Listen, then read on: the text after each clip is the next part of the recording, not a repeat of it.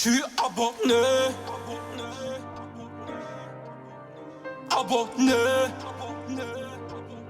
Il était 22h17 quand son téléphone s'est éteint. Aucun adieu, aucun signe avant-coureur. La porte était verrouillée de l'intérieur. Une fenêtre entr'ouverte. Aucun désordre, comme si la disparition avait été acceptée. Les voisins n'ont rien vu. Pourtant, tous parlent de ce bruit. Un souffle, un appel. Tu es le dernier à l'avoir vu vivant. Et ce détail que tu as gardé pour toi, c'est peut-être lui qui explique pourquoi il n'est jamais revenu.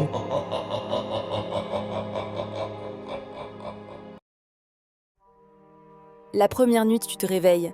Le vent transporte une voix qui connaît ton nom. Elle vient du ruisseau. Elle t'appelle comme si elle t'attendait depuis longtemps.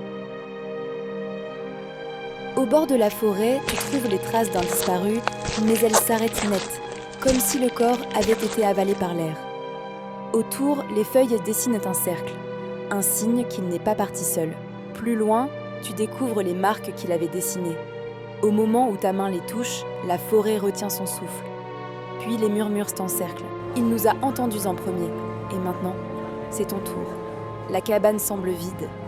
Mais le magnétophone continue d'enregistrer des supplications. Et quand tu avances, les voix réagissent. Elles changent. Elles se suivent. Elles savent que tu es là. Tu as suivi les voix jusque sous le ruisseau. Là où tous ont disparu. Au centre, quelque chose respire. Une noirceur vivante qui prononce ton nom. Elle t'attend. Elle t'appelle.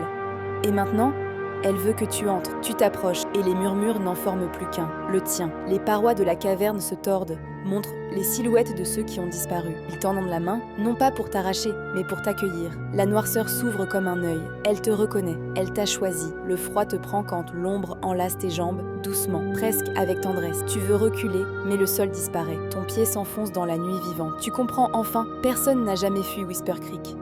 Pendant des années, Marcus Lane était intouchable. Un héros, un visage familier, mais parfois, la chute commence bien avant que le public ne la voie. La rue était calme, trop calme. Rachel Lane et Evan Brooks n'auraient jamais dû se trouver là. Et pourtant, quelqu'un les attendait. Une voiture, une autoroute, des millions de regards braqués sur le même écran. Ce jour-là, la justice est devenue un divertissement en direct. Chaque mot est pesé, chaque geste analysé, mais quand tout le monde regarde, la vérité n'est pas toujours ce qui compte le plus. Le verdict tombe, libre, légalement, mais certaines histoires ne quittent jamais vraiment ceux qui les portent. Et certaines questions restent sans réponse.